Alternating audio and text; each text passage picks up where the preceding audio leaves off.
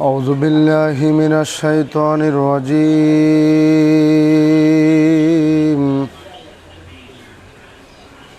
بسم الله الرحمن الرحيم.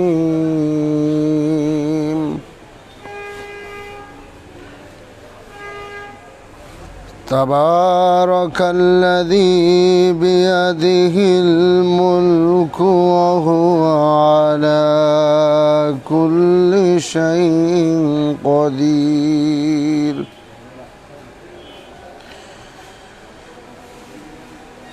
الذي خلق الموت والحياة ليبلوكم أيكم أحسن عملا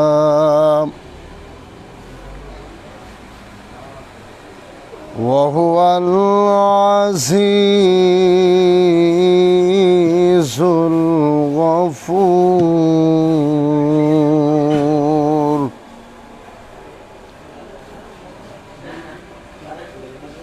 الذي خلق 7 سماوات طباقا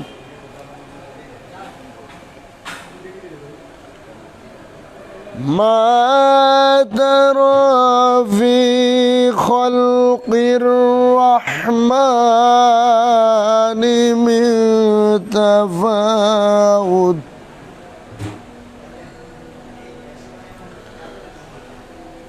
فارجع البصر هل ترى من فطور.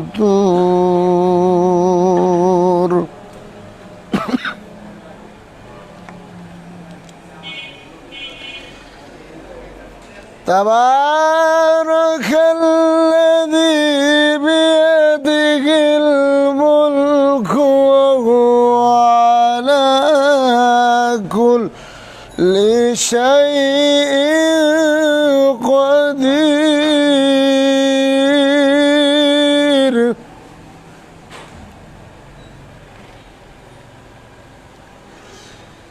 الذي خلق الموت والحياة ليبلوكم أيكم أحسن عملا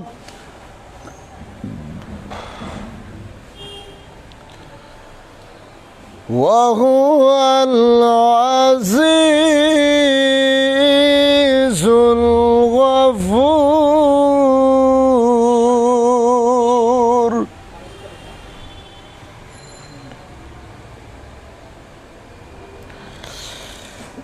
الذي خلق 7 سماوات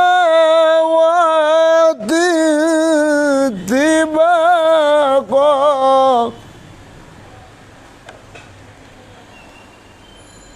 ما ترى في خلق الرحمن من تفاوت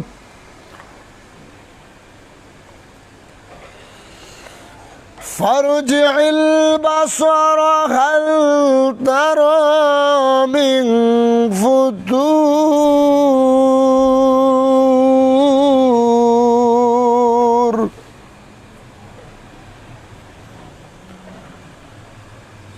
ثم ارجع البصر كرتين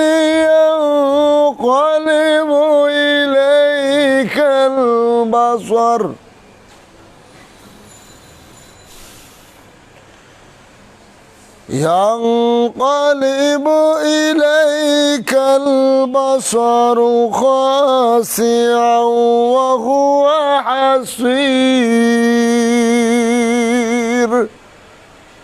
صدق الله العظيم وصدق رسوله النبي الحبيب الكريم ونحن على ذلك من الشاهدين والشاكرين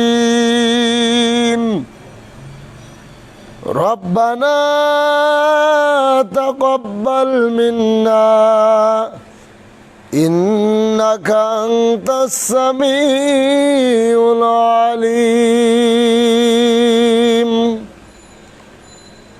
এখন আপনাদের সামনে কোরআন ও হাদিস থেকে মূল্যবান বয়ান রাখবেন বিশ্বলীর বেসালত মঞ্জিল বনানী পাক দরবার শরীফের অন্যতম খাদেম জাকের পার্টি ওলামা ফ্রন্টের কেন্দ্রীয় সাধারণ সম্পাদক আলহাজ হাফেজ মাওলানা মাসুম বিল্লাহ সাহেব।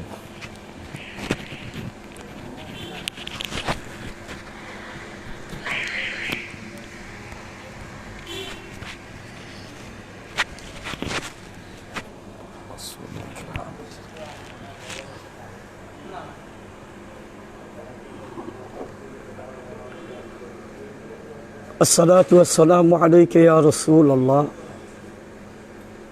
الصلاة والسلام عليك يا حبيب الله الصلاة والسلام عليك يا شفيع المذنبين الصلاة والسلام عليك يا رحمة للعالمين الحمد لله وكفى وعباده الذين اصطفى أما بعد فأعوذ بالله من الشيطان الرجيم بسم الله الرحمن الرحيم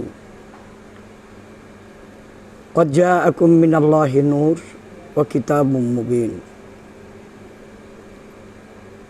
قال النبي صلى الله عليه وسلم أول ما خلق الله نوري قال الله تعالى إن الله وملائكته يصلون على النبي يا أيها الذين آمنوا صلوا عليه وسلموا تسليما اللهم صل على سيدنا مولانا محمد وعلى آل سيدنا مولانا محمد তুমি আদি নূর অংশ করিলে কাফের ধ্বংস উজ্জ্বল করলে কোরেশ বংশ পাক নামে মুহাম্মদ আল্লাহুম্মা সাল্লি আলা سيدنا مولانا محمد وعلى آل سيدنا مولانا محمد তোমারও সেই নূর দিয়া আসমান জমিন আউলিয়া চারে জাহান পয়দা কিয়া পাক নামে মুহাম্মদ আল্লাহুম্মা সাল্লি আলা সাইয়্যিদিনা মাওলানা মুহাম্মদ ওয়া আলা আলি সাইয়্যিদিনা مولانا محمد بلغ العلا بكماله كشف الدجى بجماله حسنت جميع خصاله صلوا عليه وآله حزب الله المهيمن জাকের পার্টির মহামান্য চেয়ারম্যান মহামান্য পীরজাদা মুসলিম বিশ্বের অবৈসংবাদিত নেতা আলহাজ খাজা মেজবাইজান মুজাদ্দিদি সাহেবের মহাহুকুমে প্রতিদিন এ সময় আপনাদের মাঝে এই সত্য ইসলামের অনুষ্ঠানটুকুন উপহার দেওয়ার জন্য আমাদেরকে নির্দেশ করেছেন। আর আমরা প্রত্যেক দিন এ সময় আপনাদের মাঝে আহলে সুন্নতুল জামাতের আকীদায় নবী প্রেমের আলোচনা, নবী দুশ্মনদের আলোচনা, আহলে বায়তের দুশ্মনদের আলোচনা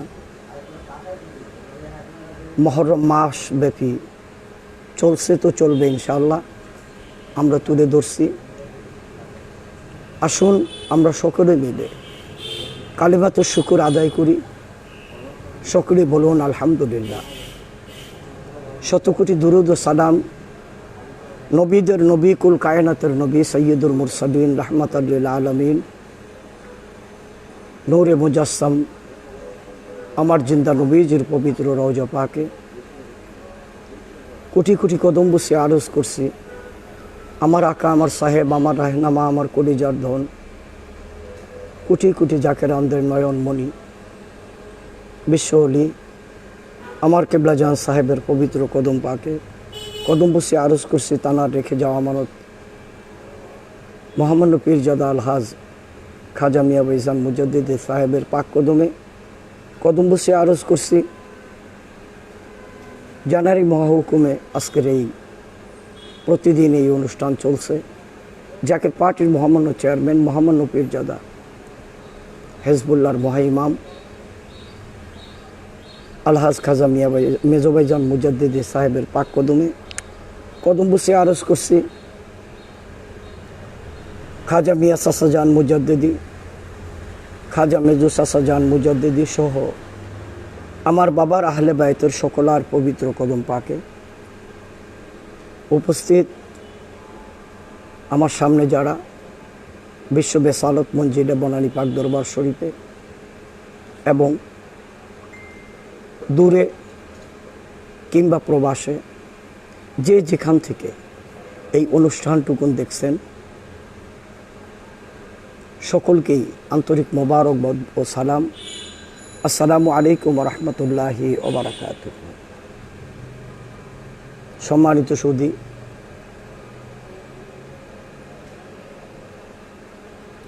আমি আপনাদের মাঝে কোরআনে হাকিম থেকে একখানা আয়াত, নবীজির একখানা হাদিস পড়েছি। এরই উপরে আজকের আলোচনা করার বাসনা রাখি ইনশাআল্লাহ। আমার ভাইয়েরা, আজকে আমাদের মাঝে দুটি গ্রুপ, অনেক দল। নবী পাক সাল্লাল্লাহু আলাইহি সাল্লাম বলছেন, বনি ইসরাইলের উম্মতের মধ্যে ৭২টি দল ছিল, আমার উম্মতের মধ্যে ৭৩টি দল হবে। একটি দল জান্নাতি আর সব দল জাহান্নামী। নবীজিকে সাহাবীরা জিজ্ঞাসা করলেন, ইয়া রাসূলুল্লাহ, সেই দল কোনটা? নবীজি বলছেন, আমি এবং আমার সাহাবীদের, আমার আহলে বায়াতকে যারা ভালোবাসবে, আহলে সুন্নাতুল জামাত, এই দলটিই হবে সঠিক এবং এটাই হবে ইহদিনাস সিরাতাল মুস্তাকিমের পথে অন্বেষণকারী এবং নাজি দল, নাজাত প্রাপ্ত দল। তো আহলে সুন্নাতুল জামাতের আকীদা, আমার নবী নূরের তৈরি, সুবহানাল্লাহি ওয়া বিহামদিহি। আর এরই মধ্যে আমরা দেখতে পেলাম আমাদের মধ্যে কেউ কেউ আমার নবীজিকে নূর বললে তারা আমাদের উপরে ফতোয়া আরোপ করেন। এমন এমন কেউ কেউ আছেন নবীকে মাটি বানানোর জন্য, মাটির নবী বানানোর জন্য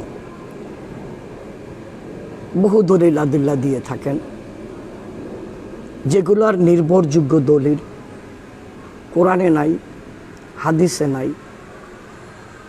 কোথায়ও নাই।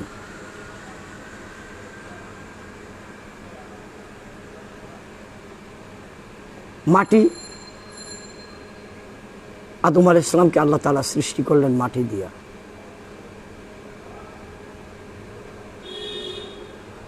আদম থেকে শুরু করে কিয়ামত পর্যন্ত যত মানুষ আসবে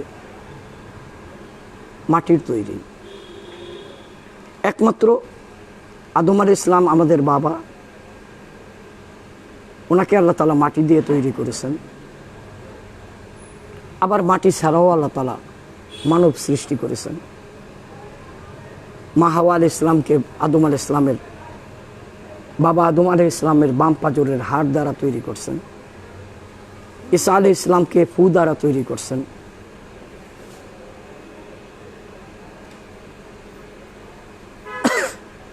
তাই একমাত্র বাবা আদমকেই আল্লাহ মাটি দিয়ে তৈরি করেছেন। আমার নবী নূরের তৈরি, শুধু নূরের তৈরি না, পৃথিবীর সৃষ্টির 14,000 কোটি বছর পূর্বে আল্লাহ তাআলা আমার নবীজির নূর তৈরি করলেন। কেবলাজান সাহেবের পবিত্র নসিহত শরীফ, হাদিস শরীফের আলোকে দেখতে পেলাম আল্লাহ তাআলার ভিতরে একটা প্রেমের জোয়ার আসলো। ওখান থেকে এক খণ্ড নূর বের হলো। আল্লাহ তাআলা নূরে মুহাম্মদীকে অন্য কোথাও না রেখে কুদরতি হাতের উপরে রাখলেন। আল্লাহ তাআলা নূরে মুহাম্মদের দিকে বরকতের নজর, মায়ার নজর দিয়ে তাকিয়েছিলেন 70,000 বছর। সেখান থেকে আল্লাহ তাআলা নূরে মুহাম্মদীকে আখিক পাথরের একটি লণ্ঠনের ভিতরে নূরে মুহাম্মদীকে আল্লাহ তাআলা ঢুকাইয়া দিয়া শূন্যের উপরে রাইখা আল্লাহ এই নূরে প্রজ্বলিত নূরে মুহাম্মদের দিকে তাকিয়েছিলেন 1,00,000 বছর।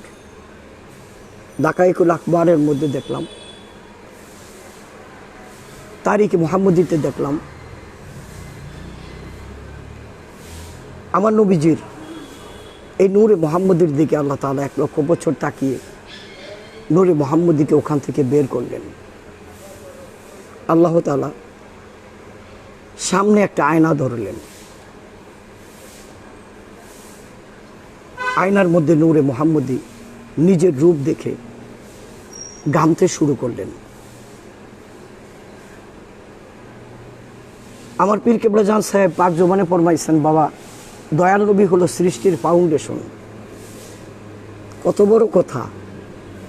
এ কথার অর্থ কত বড় আপনাকে আমাকে বুঝতে হবে।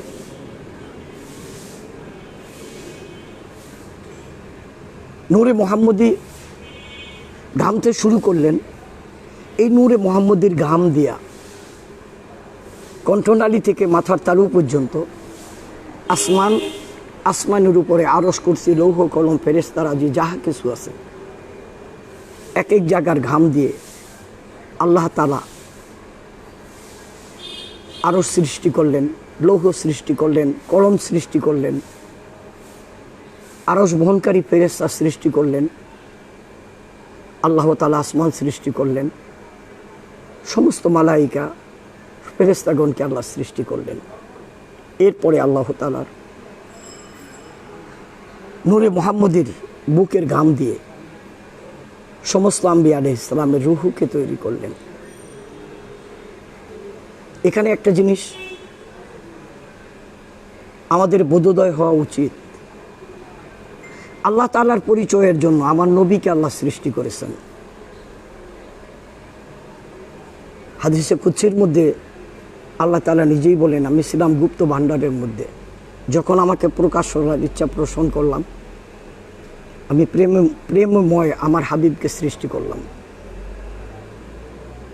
আদম আলাইহিস সালাম থেকে শুরু করে ঈসা আলাইহিস সালাম পর্যন্ত প্রত্যেকটা নবী আমার নবীর এই পৃথিবীতে আসবেন, আমার নবী এই পৃথিবীতে আসবেন, আখরি জমানার পয়গম্বর আসবেন, এক একজন এক একভাবে পৃথিবীর মানুষকে আমার নবীজির আগমন বার্তা মানুষের মাঝে পৌঁছে দিলেন।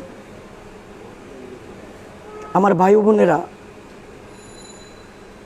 আমার নবী কে? আমার নবীর শান এবং আমার নবীর মান এতটাই আল্লাহ বলন্দ করছেন। আল্লাহ তাআলার কুল কায়নাতকে, আল্লাহ তাআলা কুল কায়নাত যাহা কিছু সৃষ্টি করছেন সকল আমার আল্লাহর পাগল, আর খোদ আমার আল্লাহ আমার নবীজির পাগল। আমার নবীর প্রেমে আমার আল্লাহ পাগল। আমার নবী চাইতে বাকি, আল্লাহ দিতে বাকি, কোনো কিছু বাকি রাখেননি। আমার নবীজি নামাজরত অবস্থায় কল্পনা করতেছেন,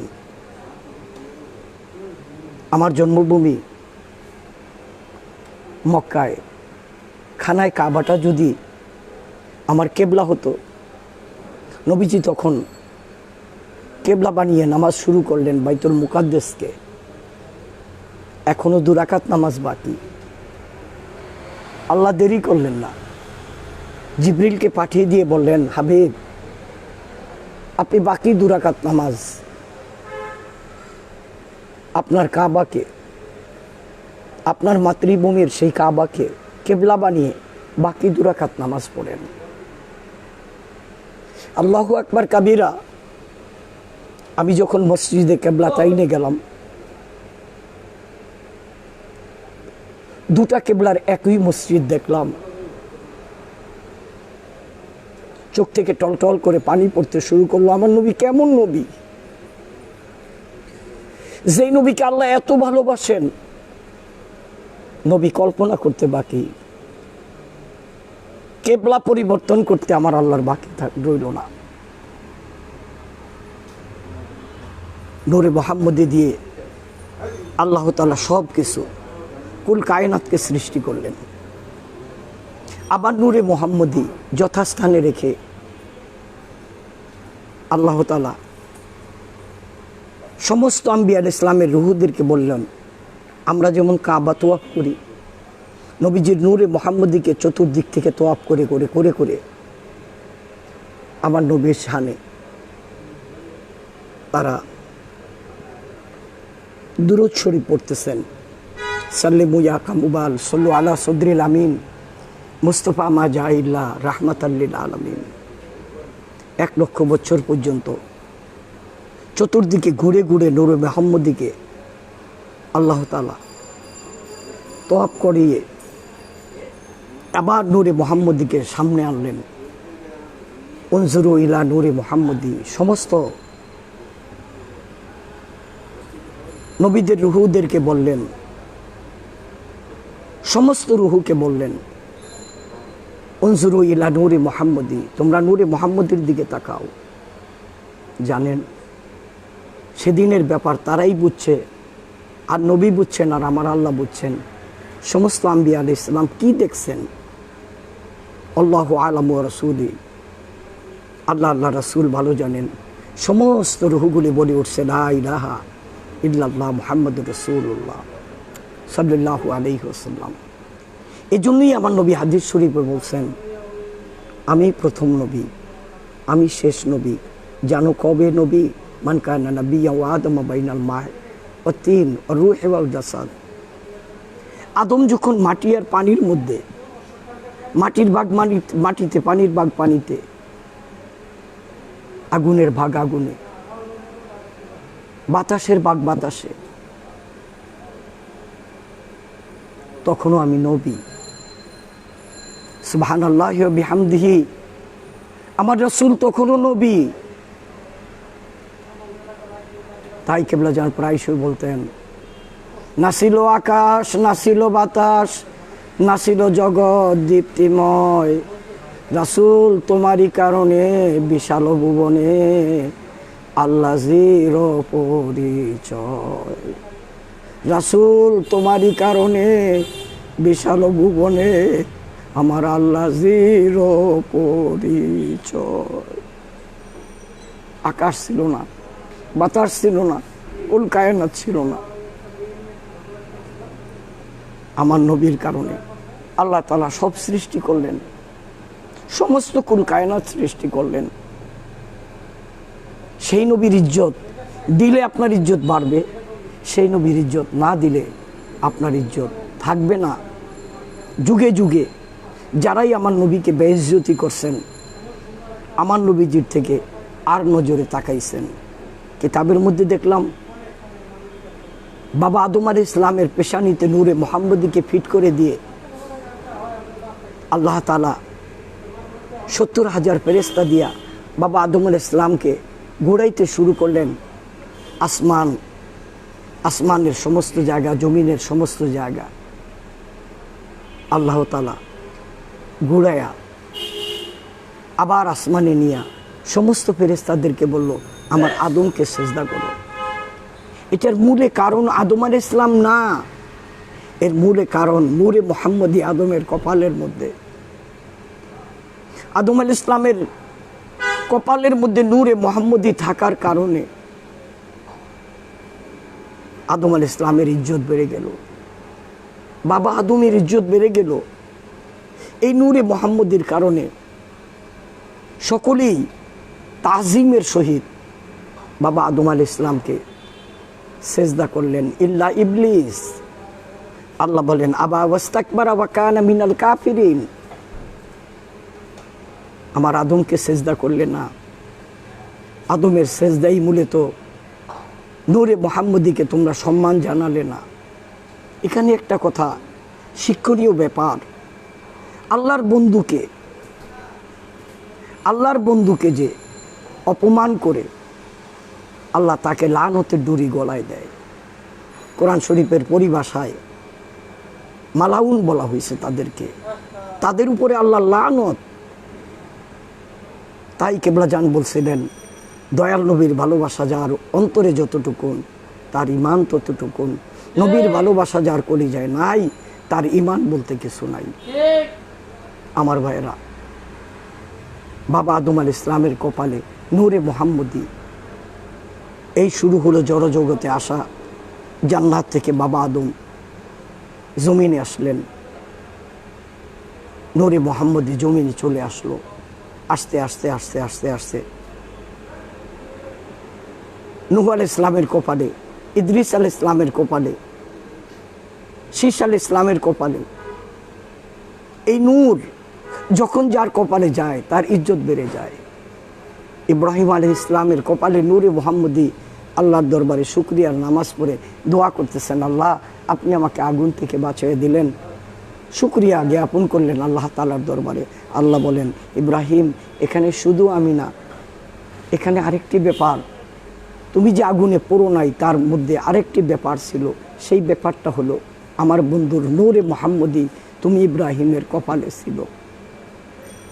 এই নূরে মুহাম্মদী থাকার কারণে বাবা হারা, মা হারা, আপনজন হারা, দেশ হারা, শত্রুদের কবল থেকে বাইচা, আগুনের কুণ্ডলী থেকে বাইচা বাবা ইব্রাহিম আলাইহিস সালাম আম্মাজান সারা আলাইহিস সালামের দেশে যখন আসলেন, সারা আলাইহিস সালামের সাথে তার বিবাহ বন্ধনে আবদ্ধ হলেন। কি চমৎকার ঘটনা!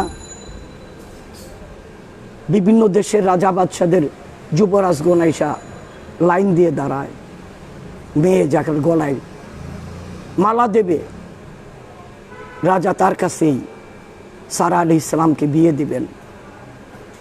সারা আলাইহিস সালাম এক এক করে বিভিন্ন রাজাদের ছেলেদেরকে দেখেন, মালা ফিরিয়ে নেন, কারো গলায় দেন না। ইব্রাহিম আলাইহিস সালাম এই পথ দিয়ে যাইতে নিয়া লোকজনের সমাগম দেখে জিজ্ঞাসা করলেন, এখানে এত লোকের সমাগম? সবাই বলল, আমরা রাজপুত্র। কেন আসছি জানো? এই দেশের বাদশার মেয়ে সারা, যার গলায় মালা দিবে বাদশাহ তাকেই তার কন্যা দান করবেন। ইব্রাহিম আলাইহিস সালাম, এটা আল্লাহরই হুকুম। ইব্রাহিম আলাইহিস সালাম উনি বললেন, আমিও যাব। প্রাসাদে ঢুকলেন, সকল যুবরাজগণ রাজকীয় পোশাক পরে লাইনে দাঁড়ালেন। ইব্রাহিম আলাইহিস সালাম সকলের শেষে যায় লাইনে দাঁড়াতেই সারা আলাইহিস সালাম দাসীদেরকে ডাইকা বলে, দাসীরে আমার ফুলের মালা কোথায়? সমস্ত দাসীরা আশ্চর্য হয়ে গেল, কে আসছে যার গলায় ফুলের মালা দেবে? সব রাজার ছেলেরা গলা আগিয়ে দেয়, সারা আলাইহিস সালাম মালা সরিয়ে নেয়। সবাই গলা আগায়, কারো গলায় মালা শোভা পায় না। মা সারা আলাইহিস সালাম ঘুরতে ঘুরতে ঘুরতে ঘুরতে বাবা ইব্রাহিম, কোরআন শরীফে আল্লাহ বলেন মিল্লাতা আবিকুম ইব্রাহিম হুয়া সাম্মাকুমুল মুসলিমিন, মুসলমানদের জাতির পিতা ইব্রাহিম আলাইহিস সালাম। বাবা ইব্রাহিম আলাইহিস সালামের লক্ষ্য করলেন, বাবা ইব্রাহিম আলাইহিস সালাম লক্ষ্য করলেন গলা আগে দিলে রাজকন্যা মালা দেয় না, বিদায় মালা কাছে নিয়ে আসার পরে উনি গলাটা সরিয়ে নিলেন, জোর করে তার গলায় মালা দিলেন। সবাই আশ্চর্য হয়ে গেল, কে সে, কোন রাজার ছেলে? মালা গলায় দিয়ে হাত ধরে সিংহাসনে নিয়ে গেলেন। বাবা ইব্রাহিম আলাইহিস সালামের সাথে মা সারা আলাইহিস সালামের বিয়ে হলো। বাসরে যাওয়ার আগে উনি 2 রাকাত নামাজ পড়লেন, পরওয়ারদিগারে আলমের কাছে প্রার্থনা করলেন, হে মালিক, আমার ইতিহাস তুমি জানো, আমি কোত্থেকে আসছি, আজ আমি রাজার জামাই, রাজকন্যা বিয়ে করলাম, কত বড় শুকরিয়া মহান আল্লাহ তোমার দরবারে। আল্লাহ তাআলা বললেন, ইব্রাহিম এখানেও আমার বন্ধু, আমার বন্ধুর নূরে মুহাম্মদী আপনার কপালে, তোমার কপালে ছিল বইলাই সারা পাগল হয়ে নূরে মুহাম্মদীর মোহে পড়ে, প্রেমে পড়ে তোমার গলায় মালা দিছে। আমার ভাইয়েরা, বাবা ইব্রাহিম আলাইহিস সালামের পুত্র ইসমাইল আলাইহিস সালাম নূরে মুহাম্মদী ট্রান্সফার হয়ে ইসমাইল আলাইহিস সালামের কপালে আসলেন। নবীজি বলেন, আনা জাবিহাইন, আমি 2 জবের সন্তান, একজন হলো ইসমাইল জবিউল্লাহ, আরেকজন হলো আমার বাবা আব্দুল্লাহ। ইসমাইল আলাইহিস সালাম জবা হইতো, কেন জবা হয় নাই? চিত হয়ে শুয়ে আল্লাহ নবী যখন ছেলের গলার মধ্যে ছুরি চালালেন, নূরে মুহাম্মদী জকমক জকমক করতেছে ইসমাইল আলাইহিস সালামের কপালের মধ্যে। বারবার ছুরি চালায় পোলা জবা করার জন্য, কিন্তু একটা পশমও কাটে না। ইব্রাহিম আলাইহিস সালাম ছুরি নিক্ষেপ করলেন দূরে, পাথর কেটে টুকরা হয়ে গেল। ছুরিকে লক্ষ্য করে প্রশ্ন করলেন, ছুরি রে, এই কঠিন পাথর কেটে দিলা, আর কচি সন্তানের কচি গলাটা তুমি কাটলা না কেন? শরীর থেকে জবাব আসলো, নবী গো, আপনি বারবার আমাকে দিয়ে চেষ্টা করতেছেন ওই গলা কাটার জন্য, তো আমার মালিক আমাকে নিষেধ করতেছে, একটা পশমও কাইটো না। ইব্রাহিম আলাইহিস সালাম চিন্তায় পড়ে গেলেন, আমাকে পুত্র জবা করার হুকুম দিলেন, ছুরিকে কাটতে নিষেধ করলেন, এটা আবার কোন খেলা? বালাউন আযীম, মহাপরীক্ষার মধ্যে পড়ে গেলেন। এত সত্ত্বেও বাবা ইব্রাহিম আলাইহিস সালাম ছেলেকে যখন জব করতে নিলেন,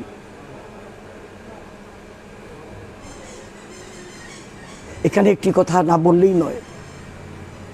বাবা ইব্রাহিম আলাইহিস সালাম ইসমাইল আলাইহিস সালামকে জব করার জন্য যখন উদ্যত হলেন, ছেলে বললেন, ইনশাআল্লাহু মিনাস সাবিরিন, আমাকে ধৈর্যধারীদের মধ্যে পাবেন বাবা, আপনি আমাকে জবা করেন। পাল, আপনাকে আল্লাহ যা হুকুম করছে তো মার, সাতাজিদুনি ইনশাআল্লাহু মিনাস সাবিরিন, আমাকে ধৈর্য ধারণকারীদের মধ্যে পাবেন বাবা। তবে বাবা, আমি আপনাকে কটা কথা বলবো। 1 নম্বর কথা, আমি আপনার সন্তান জব করতে গেলে দেখা দেখি অবস্থায় যদি রক্তগুলি পড়ে, খোদা না করুন যদি আপনার সন্তান হিসাবে তিল পরিমাণ মায়া লাগে, কোরবানি হবে না। এই জন্য বাবা আপনার চক্ষুটা বেঁধে নিবেন। 2 নম্বর, রক্ত মাখা জামাগুলি লইয়া আমার মাকে দিয়ে দিবেন। কোরবানের সমুদয় ঘটনা আমার মাকে খুইলা বললেন। 3 নম্বর, আমার হাতে পায়ে রশি দিয়ে বেঁধে দিবেন। ইব্রাহিম আলাইহিস সালাম বললেন, রশি দিয়ে বাঁধার অর্থ তো তুমি স্বেচ্ছায় কোরবানি হতে চাও না। ইব্রাহিম আলাইহিস সালামকে ইসমাইল আলাইহিস সালাম বললেন, আব্বু আমি স্বেচ্ছায় কোরবানি হব, তবে আমি যখন জব হয়ে যাব তখন তো আর আমার হিতাহিত কোনো জ্ঞান থাকবে না, আমি হাত পা দাবড়াইতে থাকবো, খোদা না করুন আপনি আল্লাহ নবী, আপনার গায়ের মধ্যে যদি আমার পা লাইগা যায় বেয়াদবি হয়ে যাবে। এই জন্য আমি অনুরোধ করব, আপনি আমার হাত পাগুলি বেঁধে দিয়েন, আর রক্ত মাখা জামা আমার মাকে দিয়ে দিয়েন। আর কারণ আমার মা যখন আমার কথা মনে করে কাঁদবে, তখন এই জামাটা বুকের মধ্যে চাইপা ধরলে আমার মায়ের বুকের ব্যথা কমে যাবে। দুনিয়ার সকল মানুষের ভালোবাসা থাকে মাথায়, মায়ের ভালোবাসা থাকে কলিজায়। মায়ের ভালোবাসা কলিজার মধ্যে থাকে। অতএব কারণে আপনি আমার মাকে আমার রক্ত মাখা জামাটা দিয়ে দিবেন। বাবা ইব্রাহিম আলাইহিস সালাম ছেলেকে জব করতে যায়া যখন জব করতে পারতেছিলেন না, ছুরি কাটতেছে না, ইব্রাহিম আলাইহিস সালাম কাঁদতেছেন, আল্লাহ তুমি কি আমার কোরবানি কবুল করবে না? আল্লাহর পক্ষ থেকে আওয়াজ আসলো, জিবরিল জান্নাতুল ফেরদাউসে যাও, আমার বন্ধুর নূরে মুহাম্মদী ইসমাইলের কপালের মধ্যে বিদায় ইসমাইল কাটবে না, জব হবে না, কিন্তু কোরবানি তো হতে হবে। আমি আল্লাহ জানি। জান্নাত থেকে দুম্বাটা আইনা ইব্রাহিমের হাত থেকে ইসমাইলকে সরে দিয়ে দুম্বাটা তার হাতের মধ্যে ঢুকিয়ে দাও, আমি আল্লাহ কোরবানি কবুল করে নিব। বাবা ইব্রাহিম আলাইহিস সালাম দুম্বার উপরে ছুরি দিতে বাকি মুহূর্তের মধ্যে কলকল করে রক্ত পড়তে শুরু করলো, আর দুম্বা জব হয়ে গেল। দুম্বাও জবা হলো। পিছন থেকে আওয়াজ আসলো, আল্লাহু আকবার, আল্লাহু আকবার, লা ইলাহা ইল্লাল্লাহু, আল্লাহু আকবার, আল্লাহু আকবার ওয়ালিল্লাহিল হামদ। ইব্রাহিম আলাইহিস সালাম আশ্চর্য হয়ে গেলেন, আমি জব করতেছি, এখানে আমার আশেপাশে তো কোনো মানুষ নাই, এই তাকবীরের আওয়াজ কোত্থেকে আসে? খুইলা দেখতেছেন ইসমাইল আলাইহিস সালাম, জিবরিল আমিন, সাইয়্যিদুল মালাইকা হযরতে জিবরিল আমিনের কোলের মধ্যে। এ কথা বলার মূল কারণ, ইসমাইল আলাইহিস সালাম জবে হলেন না আমার নবীর নূরে মুহাম্মদীর কারণে, আমার নবী নূর। অতএব কারণে আপনারা সকলেই আমার নবীর ভালোবাসা, আমার নবীর উপরে আকীদা সহি করে আপনি ইবাদত করেন, আপনার ইবাদত কবুল হবে।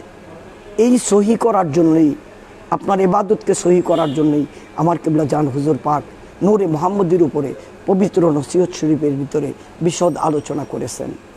আসুন জাকের পার্টির পতাকার নিচে, মহাসত্যের পতাকার নিচে, রসুল প্রেমের পতাকার নিচে, হুসাইনি ইসলামের পতাকার নিচে ওদাত্ত আহ্বান জানিয়ে আগামীকাল এখান থেকেই আল্লাহ দয়া করলে শুরু করব। ততক্ষণ আপনারা ভালো থাকুন, সুস্থ থাকুন।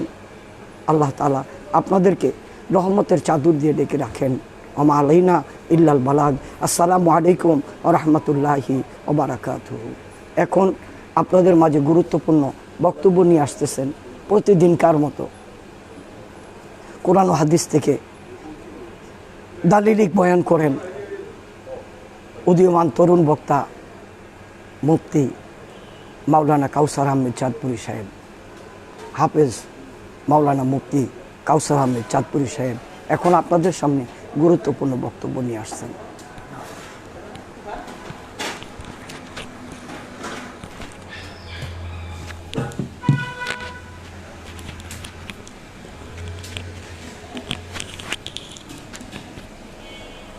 আলহামদুলিল্লাহ, আলহামদুলিল্লাহি রাব্বিল আলামিন। الصلاة والسلام على رسوله الكريم وعلى آله وأصحابه وأولياء ملته وعلماء أهل سنته أجمعين। أما بعد فقد قال الله تعالى في كلامه المجيد وفرقانه الحميد أعوذ بالله من الشيطان الرجيم بسم الله الرحمن الرحيم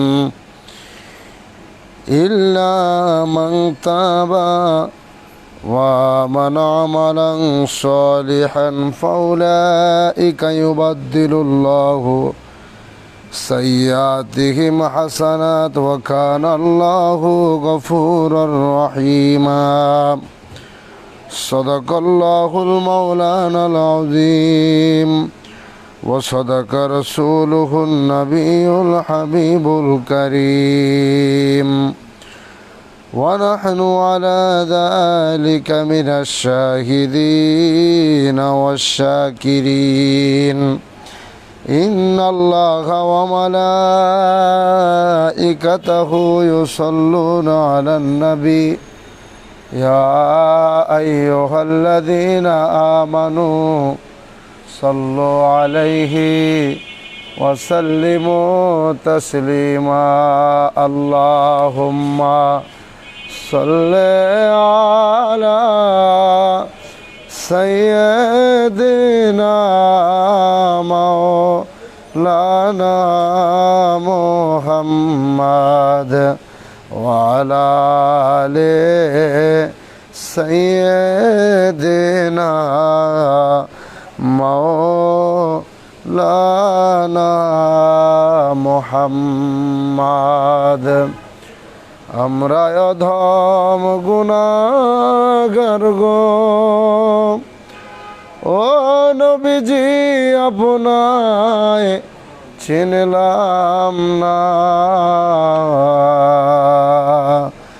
সেই কারণে রোজ হাসরে আমাদেরকে ভুলেন না আল্লাহুম্মা সাল্লি আলা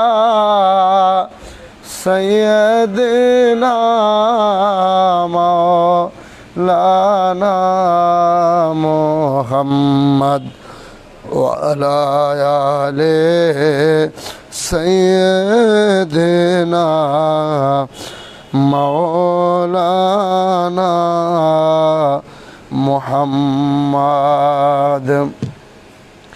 কোটি কোটি কদম বসে আরজ করছি আমার আকা, আমার সাহেব, আমার দস্তগীর, আমার আহনামা, আমার এহ পরকালের একমাত্র দরদি বান্ধব, আখিরি মুজাদ্দেদ, আখিরি মুর্শেদ, অলিকুল সম্রাট, হাকিমুল উম্মত, মহিউস সুন্নাহ, কেবলায় দোজাহান, মুজাদ্দেদে জামান, বিশ্ব অলি, দয়াল পীর দস্তগীর খাজা বাবা ফরিদপুরি কেবলাদান সাহেবের ফুত পবিত্র কদম মোবারকে কদম বসে আরজ করছি বাবার আধ্যাত্মিক উত্তরাধিকার, মুসলিম বিশ্বের অবিসংবাদিত নেতা, কেবলাদান হুজুরের স্থলাভিষিক্ত আমাদের মাথার তাজ, মহামান্য পীর জাদা আলহাজ হজরত খাজা মিয়া ভাইজান মুজাদ্দিদি সাহেবের ফুত পবিত্র কদম মোবারকে কদম বসে আরজ করছি বাবার আধ্যাত্মিক উত্তরাধিকার, হিজবুল্লাহর মহা ইমাম জাকের পার্টির মহামান্য চেয়ারম্যান মহোদয়ের ফুত পবিত্র কদম মুবারকে কদম বসে আরজ করছি খাজা হজরত মিয়া চাচাদান মুজাদ্দিদি জাকের পার্টির সিনিয়র ভাইস চেয়ারম্যান ডক্টর খাজা হজরত মেজো চাচাদান মুজাদ্দিদি সাহেব দয়ের ফুত পবিত্র কদম মুবারকে কদম বসে আরজ করছি কেবলাদান হুজুরের পরিবারবর্গ, আহলে বাইত, সকল সদস্যবৃন্দের পবিত্র কদম পাকে লক্ষ কোটি কদম বসি চুম্বন রেখে উপস্থিত বিশ্ব অলির বেসালত মঞ্জিল বনানী পাক দরবার শরীফে আগত প্রাণপ্রিয় জাকেরান আশেকান ভাইরা, পর্দার আড়ালের মা বোনেরা, লাইভ প্রোগ্রামের মাধ্যমে বিশ্বে যে যেখান থেকে আমাদের এই অনুষ্ঠান আপনারা দেখতে পাচ্ছেন, আপনাদের সকলের প্রতি আন্তরিক মোবারকবাদ ও সালাম। আসসালামু আলাইকুম ওয়া রাহমাতুল্লাহি ওয়া বারাকাতুহু। সম্মানিত উপস্থিতি, ধর্মপ্রাণ মুমিন মুসলমান ভাই এবং বোনেরা, প্রতিদিনের ন্যায় আজকেও আপনাদের সামনে আমরা উপস্থিত হয়েছি দু একটি কথা বলার জন্য। কথা বলার শুরুতে আপনাদেরকে বলবো, এখনও পর্যন্ত যারা অনুষ্ঠানটি শেয়ার করেননি আপনারা শেয়ার করবেন। বিশেষ করে এই যে জাকের পাড়ি তালা ভবন এই পেজটিতে আপনারা অনেকে লাইক দিয়ে এখনও সম্পৃক্ত হননি, আপনারা লাইক দিয়ে মেম্বার হবেন যাতে করে এই প্রোগ্রামটা আপনাদের সামনে খুব দ্রুতই আপনাদের কাছে চলে যায়। তো বন্ধুগণ, যে কথা বলতেছিলাম যে গতকালকে থেকে শুরু করে প্রায় জিলহজের পরের দিন থেকে শুরু করে ঈদুল আজহার পরের দিন থেকে শুরু করে আজকে পর্যন্ত বিশ্বলির বেসালত মঞ্জিল থেকে যে অনুষ্ঠান সরাসরি সম্প্রচার হচ্ছে, এর ভিতরে আমরা আপনাদের সামনে অনেক কথাই তুলে ধরেছি। বিশেষ করে মাহে মুহররমের চাঁদ আসার পর থেকে আহলে বাইতকে নিয়ে, আওলাদের রসুলদেরকে নিয়ে, দুশ্মনের রসুলদেরকে নিয়ে অনেক কথা আপনাদের সামনে আমরা উপস্থাপন করেছি। আমার কেবলাদান হুজুরের নসিহত শরীফ থেকে গত 2 দিন যাবৎ 3 দিন যাবৎ একাধারে আলোচনা করে আসতেছিলাম, সেই দিকেই আজকে আবার সেখান থেকেই একটু আলোচনা করব। এরপরে যদি সময় থাকে কোরআনের আয়াতটি পড়েছি সেখান থেকে একটু আলোচনা আপনাদের সামনে উপস্থাপন করব। তো আল্লাহর হাবিব সাল্লাল্লাহু আলাইহি ওয়াসাল্লামের দৌহিত্র ইমাম হোসাইন রাদিয়াল্লাহু তাআলা আনহুর ছেলে হজরতে ইমাম জয়নাল আবদিন রাদিয়াল্লাহু তাআলা আনহু মক্কাতুল মুকাররমায় তাকে নিয়ে যখন মারওয়ানের পুত্র যুবরাজ হিশাম যখন তাকে না চিনার ভান ধরেছিল, চিনার পরেও যখন অস্বীকার করেছিল, তখন একজন কবি আবুল ফারাসের কবিতার মাধ্যমে তিনি প্রতিবাদ করার কারণে তিনি যখন প্রতিবাদ করলেন, ইমাম জয়নাল আবদিন রাদিয়াল্লাহু তাআলা আনহু তিনি মনে মনে চিন্তা করেছিলেন যে তুমি যে প্রতিবাদ করেছ, যুবরাজ মারওয়ানের পুত্র আব্দুল মালেক তার ছেলে যুবরাজ হিশাম তারা তো তোমাকে ছাড়বে না, তারা তোমার শাস্তি দিবে। ঠিক এইভাবেই আবুল ফারাস তিনি যখন হজ করার পরে রওনা করেছিলেন, হজের কাজ সব কিছু সমাপ্ত করে যখন তিনি রওনা করলেন, ঠিক তখন মদিনায় তিনি যখন ফিরতে চেয়েছিলেন, ফেরার পথেই আবুল মালেকের সৈন্যগণ তাকে বন্দি অবস্থায় তিনাকে দামেস্কে নিয়ে যাওয়া হয়। দামেস্কে যখন নিয়ে যায়, আবুল মালেক তাহাকে কারাগারে বন্দি করিয়া রাখে এবং পুত্রের অপমানে তার পুত্র হিশামকে যে অপমান হয়েছে, এই জন্য আবুল মালেক তিনিও নিজে অপমান বোধ করেন। তার বিচার করার জন্য তাকে সেখানে বন্দি করে রাখা হয় এবং এই মারওয়ানের পুত্র আব্দুল মালেক সে চিন্তা করে নিশ্চয়ই এখানে ইমাম পরিবারের সদস্য ইমাম জয়নাল আবদিন রাদিয়াল্লাহু তাআলা আনহু সে মনে হয় তাকে পরামর্শ দিয়ে তাকে দিয়ে এই কথাগুলো বলিয়েছে, যুবরাজকে অপমান করিয়েছে, যার কারণে ইমাম জয়নাল আবদিনের অনুসারীদের আনন্দ উল্লাসের কথা শুনিয়া ওই আব্দুল মালেক তার ক্রোধ আরও বেড়ে যায়। এক পর্যায়ে তিনি ইমাম জয়নাল আবদিন রাদিয়াল্লাহু তাআলা আনহুকে বন্দি করার জন্য সে নির্দেশ প্রদান করে। শেষ পর্যন্ত হিংসার লেশ ধরে এই ছোট্ট একটা ঘটনাকে কেন্দ্র করে সে ইমাম জয়নাল আবদিন রাদিয়াল্লাহু তাআলা আনহুকে মালিক ইবনে মারওয়ান মালিকের কথা মতো বন্দি করে তাকে আপনার ইমাম তনয়কে গ্রেফতার করিয়া 2 পায়ে শিকল বাঁধিয়া 2 পায়ে শিকল পরাইয়া দামেস্কে প্রেরণ করা হয়। ইমাম জয়নাল আবদিন রাদিয়াল্লাহু তাআলা আনহুকে বন্দি করে 2 পায়ের ভিতরে শিকল বেঁধে নবী পরিবারকে দামেস্কে তাকেও প্রেরণ করা হয়। অতএব হিশাম ইবনে ইসমাইল মাখজুমি পূর্ব হইতে নবী বংশ বিদ্বেষী ছিল। হিশাম ইবনে ইসমাইল মাখজুমি সে মালিক ইবনে মারওয়ানের হুকুম পাওয়া মাত্রই সেই ইমাম তনয়কে বন্দি করিয়া দামেস্কে প্রেরণের ব্যবস্থা করে। তারপর ফলে মদিনায় ইমাম নন্দনের অনুসারীরা বিক্ষোভ শুরু করে। ইমাম জয়নাল আবদিন রাদিয়াল্লাহু তাআলা আনহুকে যারা ভালোবাসতেন তারা মদিনায় বিশাল বিক্ষোভ করে। তারা ইমাম জয়নাল আবদিনকে কেন বন্দি করা হয়েছে। তখন ইমাম জয়নাল আবদিন রাদিয়াল্লাহু তাআলা আনহু ডাক দিয়ে বলেছিল, হে মদিনাবাসী, তোমরা কোনো ঝগড়া বিবাদ করবে না, তোমরা যুদ্ধ করবে না, তোমরা কারো সঙ্গে তোমরা মারামারি করো না।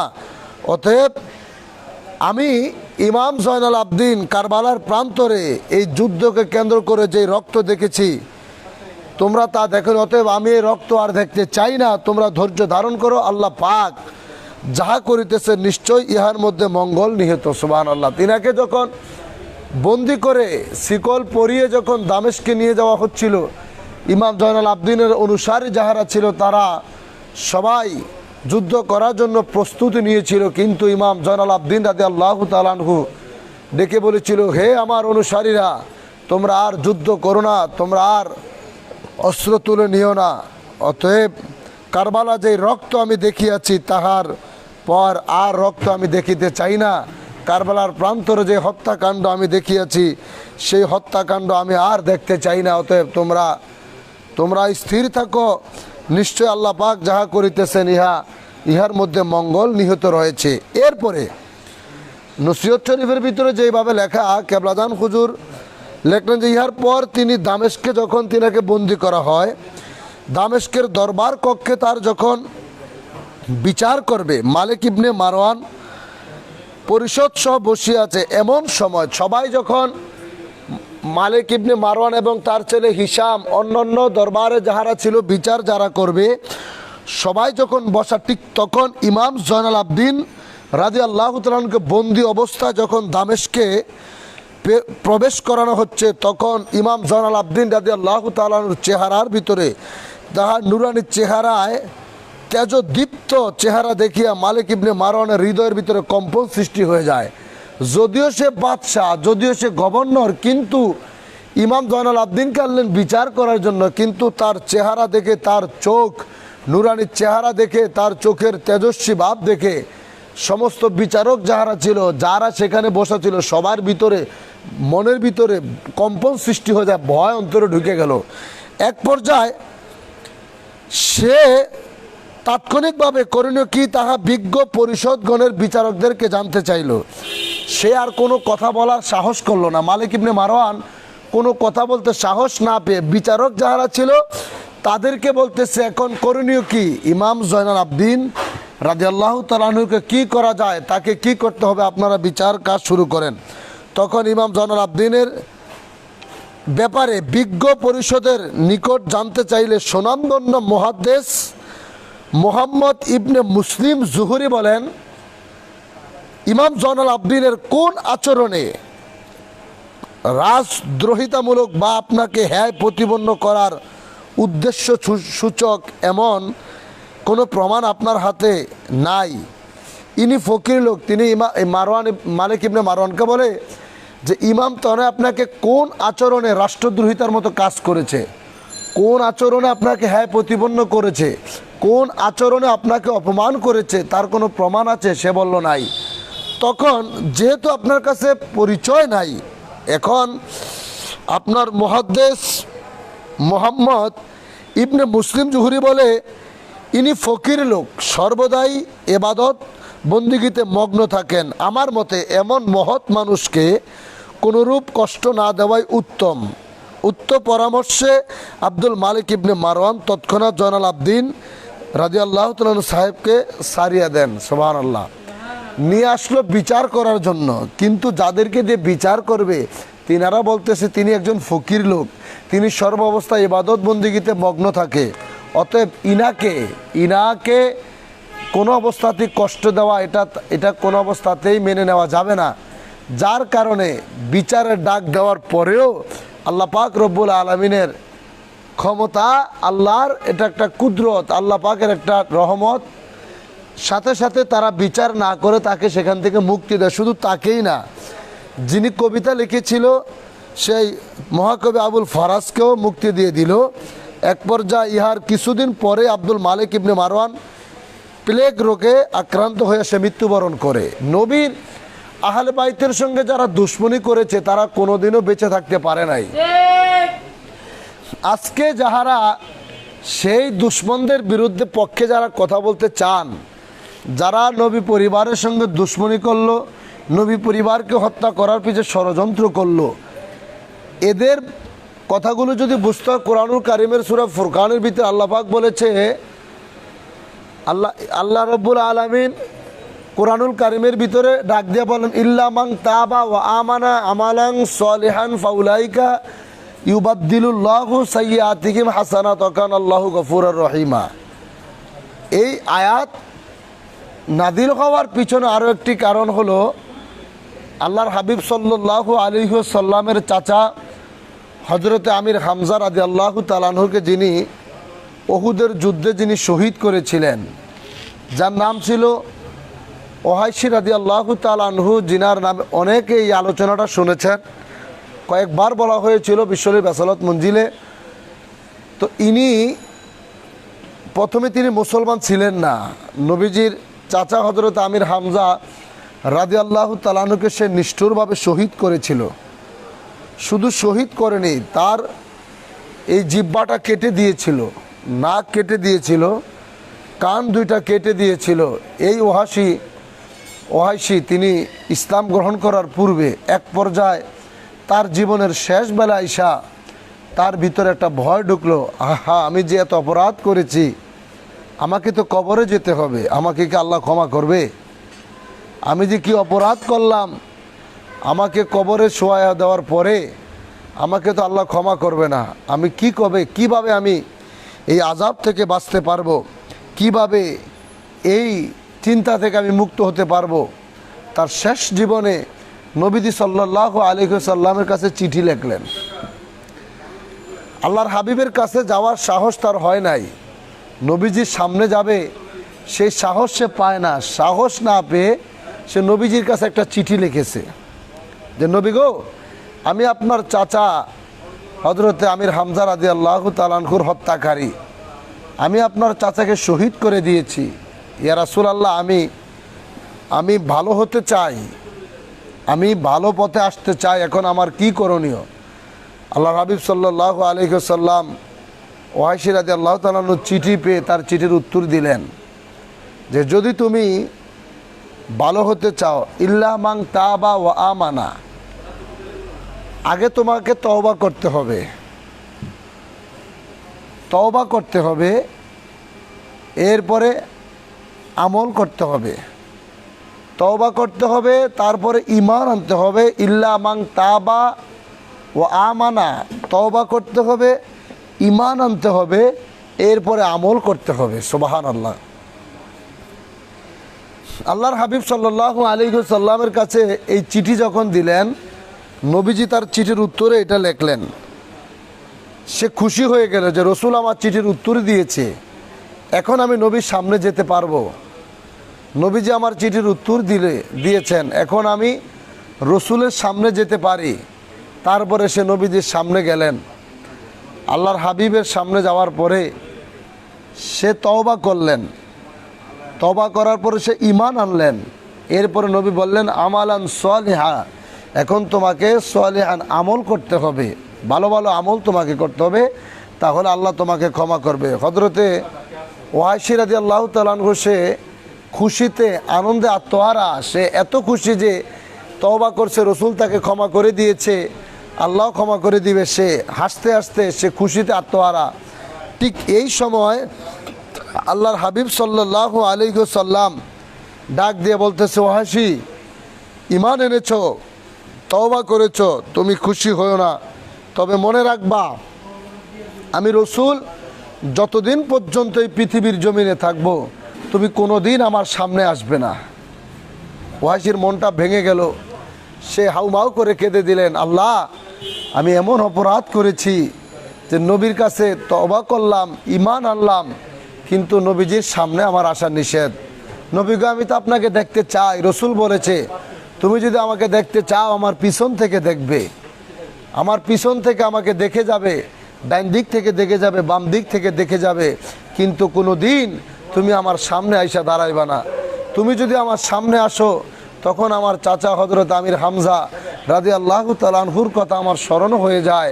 যেই চাচা, আমি এতিম যখন আমি শিশুবেলায় যেই চাচা আমাকে লালন পালন করেছিল, আমার বাবা ছিল না, মা ছিল না, আমার দাদার কাছে লালিত পালিত হয়েছিলাম। দাদাও যখন বিদায় নিয়ে চলে গিয়েছিল, এই চাচার কাছে আমি বড় হয়েছি। চাচা আমাকে আমার বাবার আদর দিয়েছে, আমাকে ভালোবেসেছে। সেই চাচাকে তুই হত্যা করেছিস, অতএব আমার সামনে কোনো দিন আসবি না। তুই যখন আমার সামনে আসিস, আমার চাচার কথা যখন আমার মনে হয় তখন আমার খুব কষ্ট হয়।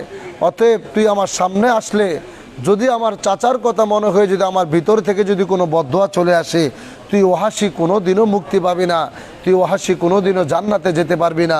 এই জন্য যতদিন বাঁচবি আমি রসুলের সামনে তুই আইসা দাঁড়াবি না।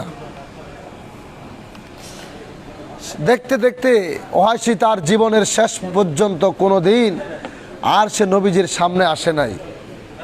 আজকে আল্লাহর নবীর চাচা হযরত আমির হামজা রাদিয়াল্লাহু তাআলা আনহুকে শহীদ করার কারণে যদি নবীজি এই কথা জীবদ্দশায় থাকতে বলে যায়, পৃথিবীতে কোনোদিন সামনে আসতে নিষেধ করে, নবীজির সামনে আসা তাকে নিষেধ করে, নবীজির কাছে মুসলমান হলো, মুসলমান হওয়ার পরে ঈমান আনলো, আমল করলো, তাতেও রসুল তাকে আসতে নিষেধ করে দিল, তাহলে রসুল সাল্লাল্লাহু আলাইহি ওয়াসাল্লামের ইন্তেকাল মোবারকের পরে আমার নবীর আহলে বাইতের সঙ্গে যারা দুশমনি করলো, আমার নবীর আহলে বাইতকে যারা গালি দিল, এরা তো পরবর্তীতে আর তওবা করছে, ঈমান আনছে কিনা তার ভিতরে কোনো সন্দেহ আছে আমাদের। কারণ ওয়াইসি রাদিয়াল্লাহু তাআলা রসুলুল্লাহর হাতে ঈমান এনেছে, নবীজির হস্ত মোবারকে সে হাত ধরে তওবা করেছে, ঈমান আনছে, আমল করছে, সেখানে পর্যন্ত রসুল তাকে ক্ষমা করতে পারতেছে না, তাকে সামনে আসতে বারণ করলো।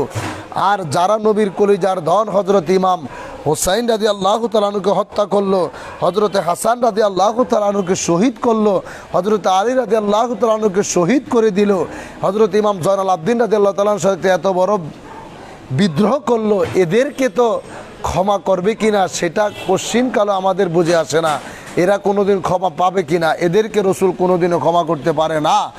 অতএব এই ওহাসির শেষ কথা যে রসুল ইন্তেকাল মোবারকের পরে যখন খেলাফতের যুগ আসলো, হযরত আবু বকর সিদ্দিক রাদিয়াল্লাহু তাআলা আনহু যুগে ইসলামকে নিয়ে যখন সংকটের ভিতরে পড়ে গেল, যখন ভণ্ড নবী এই মুসালামাতুল কাজ্জাবের যুগ আসলো, যখন আবু বকরকে নিয়ে ষড়যন্ত্র শুরু করেছিল, এক পর্যায়ে এই ওহাসি সে রাত্রিবেলা সে চিন্তা করে যে সে তো নবীজির কাছে কোনোদিন আসে নাই, রসুল যখন ইন্তেকাল মোবারক হয়েছে, নবীজির রওজায় পাকে যাওয়া গিয়ে নবীজির কাছ থেকে সে হুকুম চাচ্ছে, ইয়া রাসূলুল্লাহ আপনার কাছে অনুমতি চাই, এই ভণ্ড নবীটাকে আমি দুনিয়া থেকে বিদায় করে দিতে চাই। সে ইলহামের মাধ্যমে সে অনুভব করেন আল্লাহর হাবিব রওজা পাক থেকে তাকে হুকুম দিয়েছে। সে শেষ বিদায়ে সে যেই তরবারি দিয়ে হযরতে আমির হামজা রাদিয়াল্লাহু তাআলা আনহুকে সে হত্যা করেছিল, শহীদ করেছিল, সেই তরবারি দিয়েই এই ভণ্ড নবী মুসালামাতুল কাজ্জাব তাকে দুনিয়া থেকে বিদায় করে দিলেন।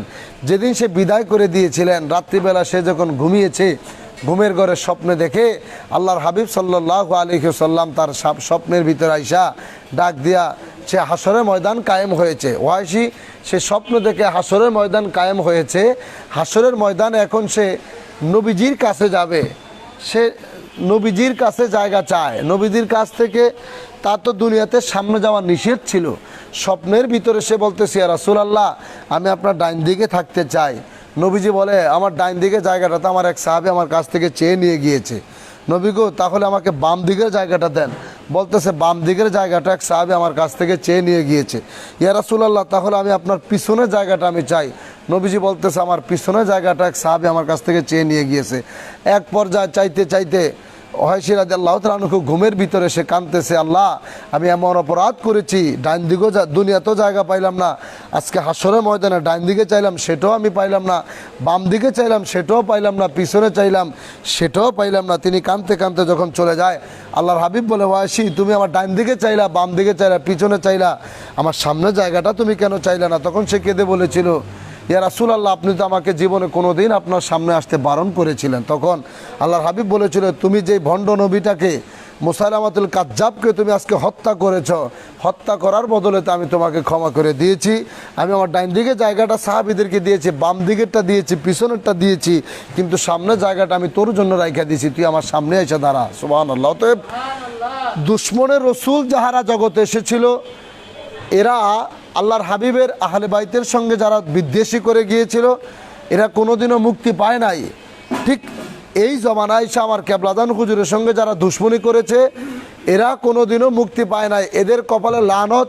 এরা প্রত্যেকটাই কিন্তু আজকে পৃথিবীতে থাইকাই এই গজব তারা কিন্তু নিজেদের কপালে তারা লিখে নিয়েছে, দুনিয়ার অশান্তি তাদের কপালে তারা লিখে নিয়েছে। যতজন আমার হুজুর কেবলাদানের সাথে দুশ্মনী করেছে, একজনও কিন্তু শান্তিতে মৃত্যুবরণ করতে পারে নাই। অতএব আমার কেবলাদান হুজুরের এই দরবারকে নিয়ে এখনও যাহারা ষড়যন্ত্র করতেছে, হেজবুল্লাহর মহা ইমাম জাকের পার্টির মহামান্য চেয়ারম্যান মহোদয়কে নিয়ে যাহারা ষড়যন্ত্র করতেছে, যারা করবে, এরাও কোনোদিন শান্তিতে থাকতে পারবে না।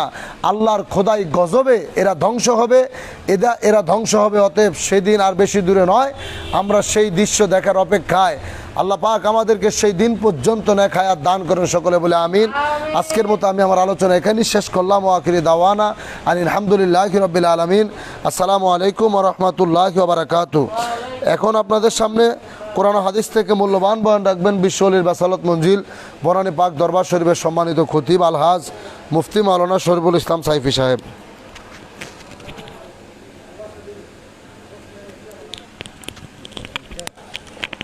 মাঝখানে একটা কাইটা শুরু করে মানে আবার চাপ দেয়।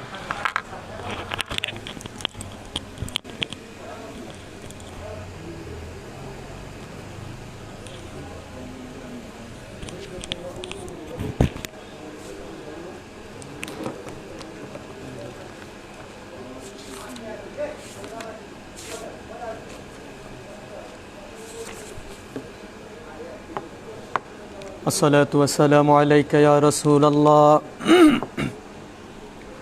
الصلاة والسلام عليك يا حبيب الله الصلاة والسلام عليك يا شافع المذنبين الصلاة والسلام عليك يا رحمة للعالمين الحمد لله رب العالمين والعاقبة للمتقين الصلاة والسلام على أشرف الأنبياء والمرسلين وعلى آله وأصحابه وأهل بيته وعلماء أهل سنته وأولياء ملته والناس أجمعين. فقد قال الله تعالى في كلامه المجيد وفي فرقان الحميد أعوذ بالله من الشيطان الرجيم بسم الله الرحمن الرحيم إن الله وملائكته يصلون على النبي يا أيها الذين آمنوا صلوا عليه وسلموا تسليما اللهم صل على سيدنا مولانا محمد وعلى آل سيدنا مولانا محمد بلغ العلا بكماله كشف الدجى بجماله حسنت جميع خصاله صلوا عليه وآله লক্ষ কোটি কদম বসে আরজ করি আমার আকা আমার সাহেব আমার পেশোহা আমার দস্তগীর বিশ্বলি খাজা বাবা শাহ সুফি সৈয়দ আল্লামা মাওলানা ফরিদপুরি কুদ্দুসাসরুল আদি সাহেবের অনুরের কদম মোবারকে কদম বসে আরজ করি কেবলাজান হুজুরের আধ্যাত্মিক উত্তরাধিকার আমাদের মাথার তাজ মহামান্য পীরিজাদ আলহাজ হজরত খাজা মিয়া ভাইজান মুজাদ্দিদি সাহেবের পুত পবিত্র কদম মোবারকে কদম বসে আরজ করি কেবলাজান হুজুর আধ্যাত্মিক উত্তরাধিকার হিজবুল্লাহর মহা ইমাম জাকের পার্টির মহামান্য চেয়ারম্যান পীরজাদ আলহাজ হযরত খাজা মিজুভাইজান মুজাদ্দিদি সাহেবের পৌত পবিত্র কদম মোবারকে কদম বসে আরজ করি হজরত খাজা বড় সাসামিয়া মুজাদ্দিদি, হজরত খাজা মিজু সাসামিয়া মুজাদ্দিদি এবং খাজা পরিবারের সম্মানিত সকল সদস্য এবং সদস্যবৃন্দের প্রত্যেকের কদম মোবারকে। মুআজ্জিজ মুহতারাম, দূর এবং কাছে, দেশ এবং প্রবাসের যে যেখান থেকে প্রিয় দর্শক শ্রোতা এই লাইভ প্রোগ্রামটা আপনারা দেখতে পাচ্ছেন, আপনাদের সকলকে জানাচ্ছি আন্তরিক মোবারকবাদ এবং সালাম। আসসালামু আলাইকুম ওয়া রাহমাতুল্লাহি ওয়া বারাকাতুহু। সম্মানিত উপস্থিতি, সম্মানিত হাজিরিন, দীর্ঘক্ষণ পর্যন্ত জাকের পার্টি ওলামা ফ্রন্ট, জাকের পার্টি তালাবা ফ্রন্টের সম্মানিত আলোচক বৃন্দ গুরুত্বপূর্ণ আলোচনা আপনাদের সম্মুখে উপস্থাপন করেছেন। আমি গোলাম গুনাগার আজকে সংক্ষিপ্ত পরিসরে মুসলমানদের প্রথম খলিফা আমিরুল মুমিনিন হযরত আবু বকর সিদ্দিক রাদিয়াল্লাহু তাআলা আনহুর খেলাফত জীবনের মুকদ্দমা তথা ভূমিকার কিছু আলোচনা আপনাদের সম্মুখে আলোকপাত করতে যাচ্ছি ইনশাআল্লাহ। যদি আল্লাহ তাবারাক তাআলা গোলামকে তৌফিক দান করে, গোলাম নির্ভরযোগ্য তথ্যের ভিত্তিতে কিছু কথা উপস্থাপন করতে যাচ্ছি। আল্লাহ পাক যেন গোলামকে তৌফিক দান করে, সকলে বলুন আমিন। সম্মানিত হাজিরিন, আমরা আলোচনা করেছিলাম রাসূল পাক সাল্লাল্লাহু আলাইহি ওয়াসাল্লামের ইন্তেকাল পরবর্তীতে দিশেহারা সাহাবীদেরকে হযরত সাইয়েদানা আবু বকর সিদ্দিক রাদিয়াল্লাহু তাআলা আনহু কীভাবে তিনি ঐক্যবদ্ধ করেছিলেন এবং আবু বকর রাদিয়াল্লাহু তাআলা হুজুর সরকার দো আলমের ইন্তেকালের পরে খেলাফত নিয়ে যে দুর্বিসন্ধি সৃষ্টি হয়েছিল আনসার এবং মুহাজিরদের মধ্যে, সেটাকে কিভাবে সাইয়েদানা আবু বকর সিদ্দিক রাদিয়াল্লাহু তাআলা আনহু সমাধান করেছিলেন এবং সমস্ত সাহাবীদের মধ্য থেকে হযরত আবু বকর রাদিয়াল্লাহু তাআলা আনহুকে কিভাবে সেদিন খলিফা হিসেবে মনোনীত করেছিলেন। উনি যখন খেলাফতের দায়িত্ব যখন তিনি আনশীল হলেন, যখন তিনি বসলেন, বসার পর থেকে কি পরিস্থিতি সেদিন মুসলমানদের ভিতর হয়েছিল, মদিনায় হয়েছিল, মদিনাকে আক্রান্ত করার জন্যে কি ধরনের পরিকল্পনা সেদিন মোরতাদ এবং মুনাফেকরা করেছিল, আজকে সেই সম্পর্কে আমি কিছু কথা আপনাদের সম্মুখে উপস্থাপন করতে যাচ্ছি।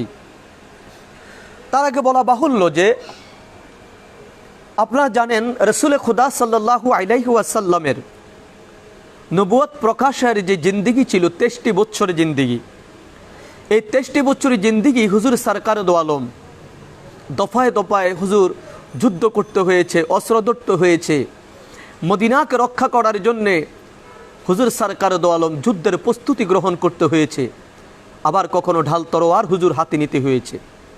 তবে এখানে অত্যন্ত গুরুত্বপূর্ণ একটি বিষয়, হুজুর সরকার দো আলম যাদের সাথে যুদ্ধ করেছিল সেদিন তারা ছিল ছিল মারা ইহুদি নাসারা, অর্থাৎ কাফের এবং মুশরিকদের সাথে হুজুর যুদ্ধ করেছিলেন, মুক্তি পূজারীদের সাথে হুজুর যুদ্ধ করেছিলেন, অগ্নি পূজারীদের সাথে হুজুর যুদ্ধ করেছিলেন, খোদাদ্রোহিতা যারা করেছে তাদের সাথে হুজুর যুদ্ধ করেছিলেন।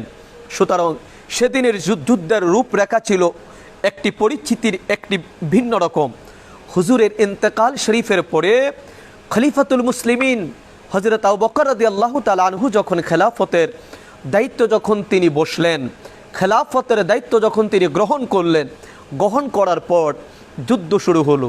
তবে সেই যুদ্ধটি কোনো কাফেরের বিরুদ্ধে নয়, সেই যুদ্ধটি কোনো মুশরিকের বিরুদ্ধে নয়, সেই যুদ্ধটি কোনো ইহুদির বিরুদ্ধে নয়, সেই যুদ্ধটি কোনো মুশরিক ভাইয়েরা আমার মুক্তি পূজারীর বিরুদ্ধে নয়, সেই যুদ্ধটি করতে হয়েছে যারা রসুলে পাক রসুলে খোদা সাল্লাল্লাহু আলাইহি ওয়াসাল্লামের সময়ে যারা ঈমানের দাবিতে অটুট ছিল, যারা বলেছিল আমরা আল্লাহ এবং তার রসুলের উপরে ঈমান এনেছি, যারা বলেছিল আমরা পরকালের উপর ঈমান এনেছি, যারা জাকাত দেওয়ার স্বীকৃতি হুজুর সরকার দো আলমকে যারা দিয়েছিলেন। কিন্তু হুজুরের ইন্তেকালের পর মুহূর্তেই আমরা দেখলাম সেই মুসলমানদের ভিতরে সংখ্যা লঘু নয়, বরঞ্চ আমরা দেখলাম সংখ্যা গরিষ্ঠ গরিষ্ঠ একটি দল, তারা হুজুরের ইন্তেকালের পর তাদের শ্লোক তারা পরিবর্তন করতে শুরু করলেন এবং তারা হুজুর সরকার দো আলমের দেখিয়ে দেওয়া যে পথ এবং মত, ইসলামের যে সুমহান বাণীগুলো, সেই সুমহান বাণীগুলোকে তারা অস্বীকার করতে শুরু করলেন।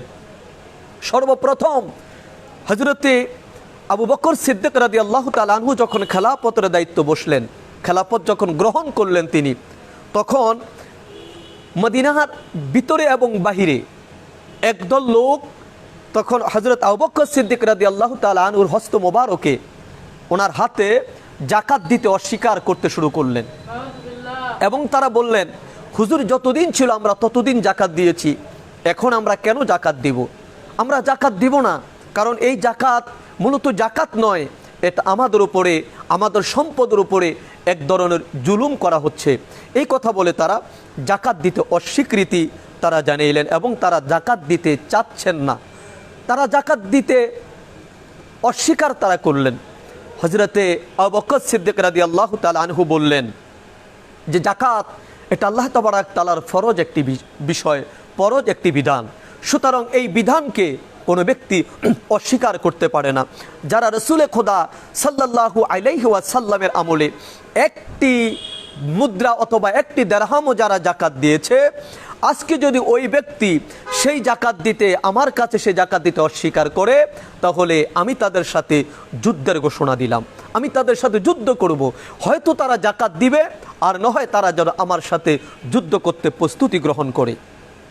কারণ এই জাকাতের কথা দিয়েই মুনাফিকরা, মুরতাদ যারা, তারা ইসলামী হুকমতকে, ইসলামী রাষ্ট্রকে ভেঙে দেওয়ার এক কঠিন ষড়যন্ত্রে তারা লিপ্ত হয়েছে এবং তারা জাকাত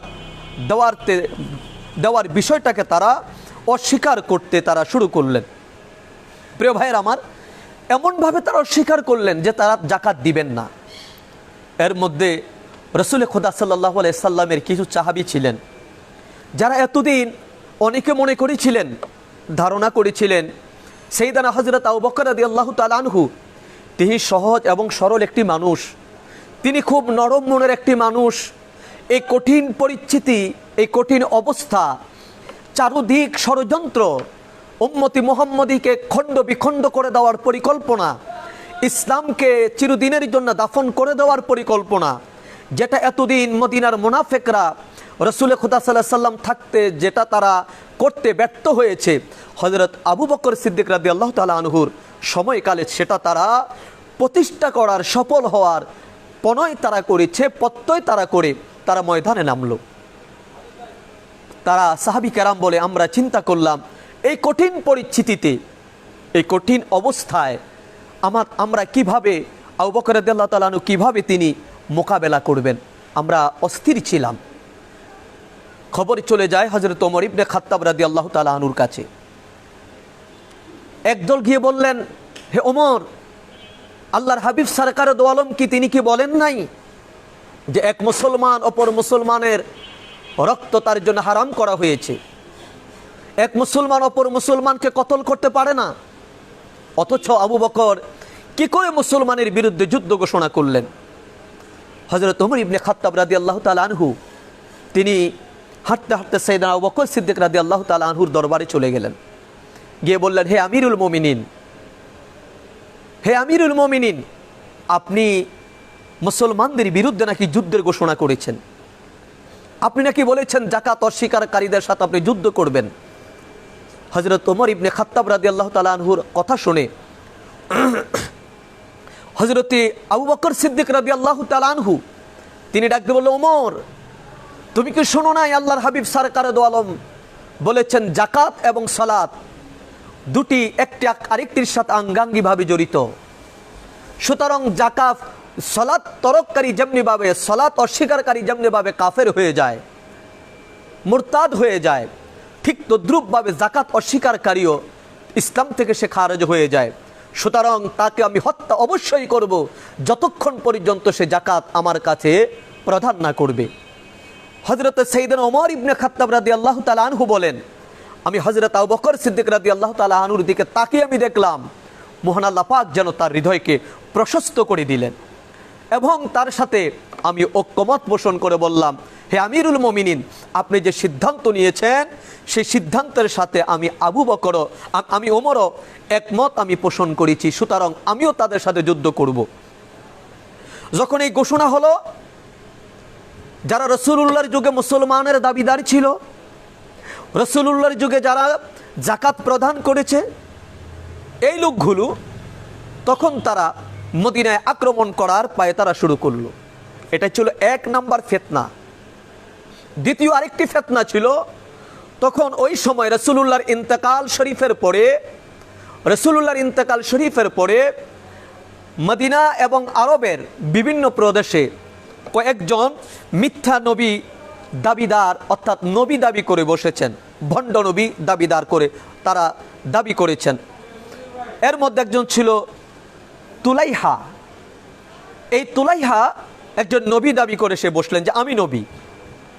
আরেকজন ছিল মুসাইলামা কাজ্জাব, সে নবী দাবি করে বসলেন। সে নবী দাবি করে যখন বসলেন, স্বাভাবিক গতিতে হযরত আবু বকর রাদিয়াল্লাহু তাআলা আনহু তাদের সাথে যুদ্ধ করার জন্য হযরত খালিদ ইবনে ওয়ালিদ রাদিয়াল্লাহু তাআলা আনহুকে প্রেরণ করলেন। অন্যদিকে যারা যাকাত অস্বীকারী, আবু বকর রাদিয়াল্লাহু তাআলা আনহুর কাছে যাকাত দিবে না, তারা ওই মিথ্যা নবী দাবিদার, ওই ভণ্ড প্রতারকদের দলে গিয়ে মদিনায় আক্রমণ করার ষড়যন্ত্র তারা লিপ্ত হলো এবং তারা ষড়যন্ত্র করে মদিনায় আক্রমণ করার পরিকল্পনা করলো। কিন্তু তারা জানে না হযরতে সাইয়েদানা আবু বকর সিদ্দিক রাদিয়াল্লাহু তাআলা আনহু তিনি আমার রাসূল পাক সাল্লাল্লাহু আলাইহি সাল্লামের হাতে গড়া একজন মানুষ। কিভাবে শত্রুর মোকাবেলা করতে হয়, কিভাবে দাজ্জালের মোকাবেলা করতে হয়, কিভাবে মুরতাদের মোকাবেলা করতে হয়, কিভাবে ষড়যন্ত্রকারীদের সকল ষড়যন্ত্রগুলো নস্যাৎ করে দিতে হয়, হযরত আবু বকর সিদ্দিক রাদিয়াল্লাহু তাআলা আনহুকে হুজুর সরকারে দো আলম সকল কিছুই জানিয়ে দিয়েছেন। সুবহানাল্লাহি বিহামদি, সুবহানাল্লাহিল আযীম। হযরত আবু বকর রাদিয়াল্লাহু তাআলা আনহু যুদ্ধ ঘোষণা করলেন। এইদিকে যারা যাকাত অস্বীকার করলেন তারা যুদ্ধের জন্য তারা লিপ্ত হলো এবং যুদ্ধ করার জন্যে তারা মদিনায় আক্রমণ করলো। হযরত আবু বকর রাদিয়াল্লাহু তাআলা আনহু দফায় দফায়, অনেক বিস্তারিত আলোচনা, দফায় দফায় বিভিন্ন কলা কৌশলে যুদ্ধ করে তাদেরকে পরাস্ত করলেন এবং তাদেরকে বন্দী পর্যন্ত করলেন, অনেককে হত্যা পর্যন্ত করলেন। কেন মদিনায় আক্রমণ করলো এবং কেন তারা যাকাতকে অস্বীকার করলো?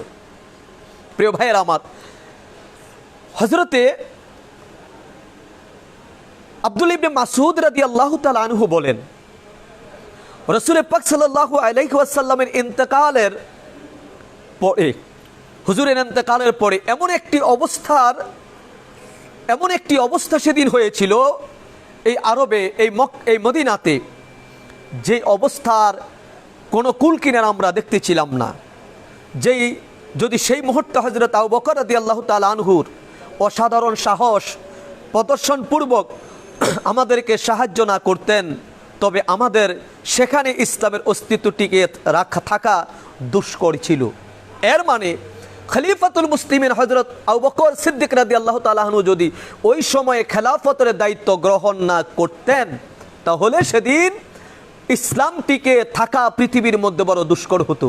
কারণ সেদিন ইসলামের বিরোধিতা, ইসলাম ধ্বংসের পায়ে তারা ইহুদিরা করে নাই, মুশরিকরা করে নাই, কাফেররা করে নাই।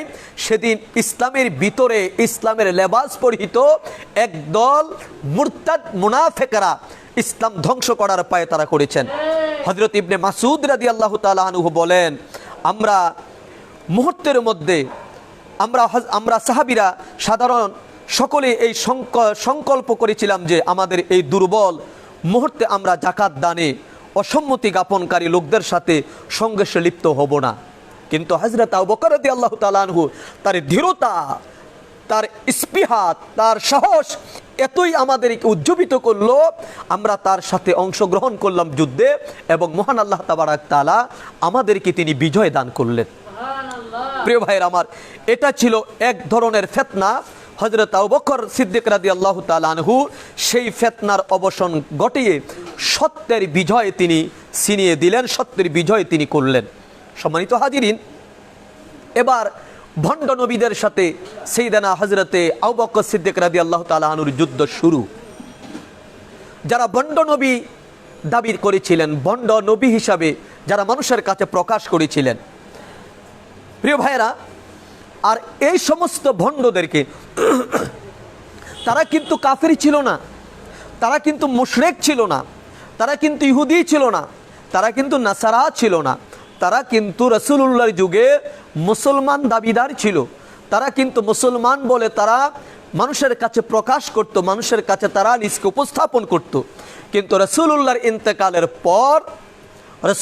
ইন্তেকালের পর ওই সমস্ত মুসলমানগুলো তারা ইসলাম থেকে খারিজ হয়ে রাসূলুল্লাহর আদর্শ ছেড়ে দিয়ে নিজ মতবাদ এবং নিজে নবী স্বীকৃতি অর্থাৎ নবী ঘোষণা পর্যন্ত তারা দিয়ে মানুষদেরকে তারা ধোঁকা দেওয়ার পায়ে তারা করেছে, ষড়যন্ত্র তারা করেছে।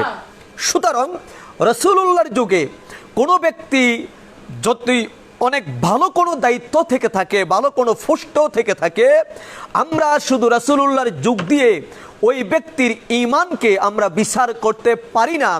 আমরা ঈমানের বিচার এবং সাহাবীর বিচার ততক্ষণ পর্যন্ত আমাদেরকে অবজার্ভ করতে হবে, ততক্ষণ পর্যন্ত আমাদের দেখতে হবে ওই ব্যক্তি ইন্তেকালের পূর্ব মুহূর্ত পর্যন্ত, ইন্তেকাল পর্যন্ত রাসূল পাক সাল্লাল্লাহু আলাইহি ওয়াসাল্লামের আদর্শের উপরে ছিল কি না।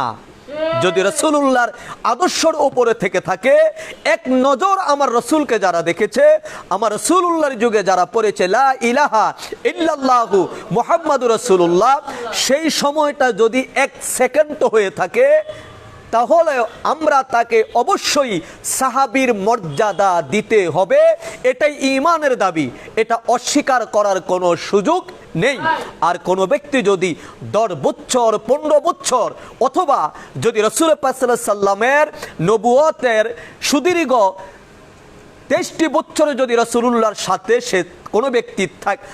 যদি কোনো ব্যক্তি থেকে থাকেন, রাসূলুল্লাহর দরবারে খেদমত করে থাকেন, কিন্তু রাসূলুল্লাহর ইন্তেকালের পরে যদি আমরা দেখি ওই ব্যক্তির আদর্শ রাসূল পাক সাল্লাল্লাহু আলাইহি সাল্লামের আদর্শ শ্রুত হয়েছে, আদর্শের বাইরে চলে গেছে, রাসূলুল্লাহর আদর্শকে সে অগ্রাহ্য করছে, তাহলে ওই ব্যক্তি যদি ঈমানের উপর ইন্তেকাল না করে, সেই ব্যক্তি যদি রাসূলুল্লাহর আদর্শের উপর ইন্তেকাল যদি না করে থাকে, আমরা তাকে ঈমানের মানদণ্ডে, সাহাবী কেরামের মানদণ্ডে আমরা তাকে সাহাবী বলতে পারি না। কারণ সাহাবী বলতে হলে তাকে রাসূল পাক সাল্লাল্লাহু আলাইহি সাল্লামের যে রুট ম্যাপ আমাদেরকে দিয়েছে তার উপরে আমরা তাকে বিচার করতে হবে। যেমনি ভাবে রাসূল খুদা সাল্লাল্লাহু আলাইহি সাল্লামের ইন্তেকাল শরীফের পর হযরত আবু বকর সিদ্দিক রাদিয়াল্লাহু তাআলা আনহু ইকরামার পরাজয় ও পশ্চাৎ অনুসরণের সংবাদ পেয়ে তাকে লিখলেন, আমি তোমার মুখ দেখতে চাই না, মদিনায় এসে তুমি মদিনাবাসীদের মনোবল হ্রাস হওয়ার কারণ হইও না, তুমি আরফাজা ও হুজাইফার সাথে মিলিত হয়ে উম্মান ও মুহাররম যুদ্ধে অংশগ্রহণ করো। মুসাইলামার সমর্থক বৃদ্ধি পাওয়ার পেছনে একটি অন্যতম কারণ ছিল মুসাইলামা কাজ্জাব এই ভণ্ড নবীর শক্তি, ভিত্তি এবং তার দল বাড়ি হওয়ার অন্যতম একটি কারণ ছিল। সে অন্যতম কারণটি কি? অন্যতম একটি কারণের মধ্যে ছিল ইয়ামামার নহরুর রিজাল নামক এক ব্যক্তি, ইয়ামামার নহরুল রিজাল নামক এক ব্যক্তি ইসলাম গ্রহণ পূর্বক, সে ইসলাম গ্রহণ করলো। ইসলাম গ্রহণ পূর্বক মদিনায় এসে কোরআন ও ইসলামী শিক্ষায় খুব পারদর্শী হয়ে ওঠে। ইসলাম গ্রহণ করার পর সে কোরআন এবং ইসলামী বিধিবিধানের উপরে খুব পারদর্শী হয়ে ওঠে। রাসূল পাক সাল্লাল্লাহু আলাইহি ওয়াসাল্লাম ইয়ামানবাসী দিগকে কোরআন এবং ইসলামী বিধানের তালিম দেওয়ার জন্য তাকে ইয়ামামার প্রেরণ করেন। অর্থাৎ নহরুর রিজাল নামক ওই ব্যক্তি যিনি কোরআন ইসলাম গ্রহণ করলেন, ইসলাম গ্রহণ করে মদিনায় আসলেন। মদিনায় আসার পর সে কোরআন এবং ইসলামী শরিয়ার উপরে দারুণভাবে দক্ষতা অর্জন করে আল্লাহর হাবিব তার এই দক্ষতাকে কাজে লাগানোর জন্যে তাকে ইয়ামামায় প্রেরণ করেন শিক্ষক হিসাবে।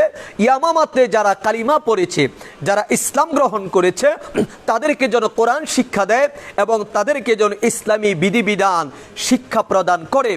তার জন্যে আল্লাহর হাবিব তাকে ইয়ামামায় মনোনীত করেন, তাকে সেখানে প্রেরণ করেন।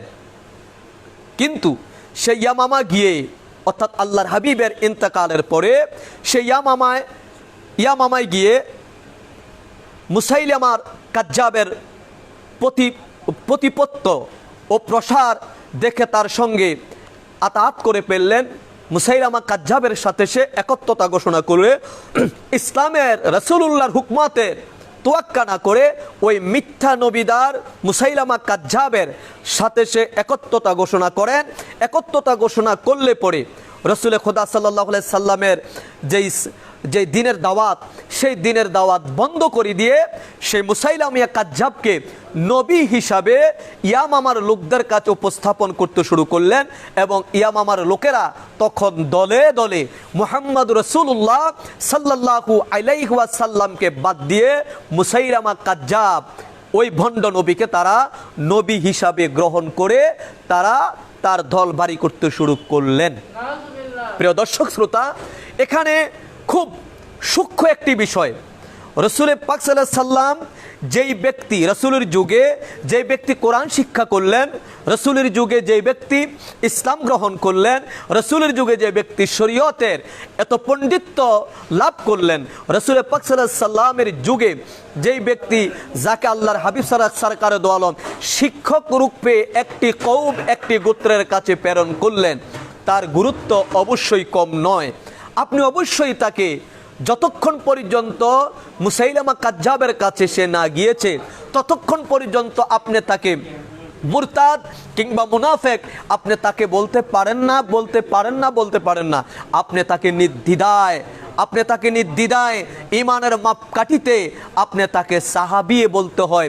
কারণ সে রাসূলুল্লাহর সাথে কালিমা পড়ে সে মুসলমান হয়েছে, সে কোরআন পড়েছে, কোরআনের উপর দক্ষতা সে লাভ করেছে এবং তার সাথে সাথে ইসলামী বিধিবিধানের উপরে সে পণ্ডিত্য লাভ করেছে এবং রাসূল খোদা সাল্লাল্লাহু আলাইহি ওয়াসাল্লামের মনোনীত একজন শিক্ষক হিসাবে ইয়ামামায় হুজুর তাকে প্রেরণ করেছে।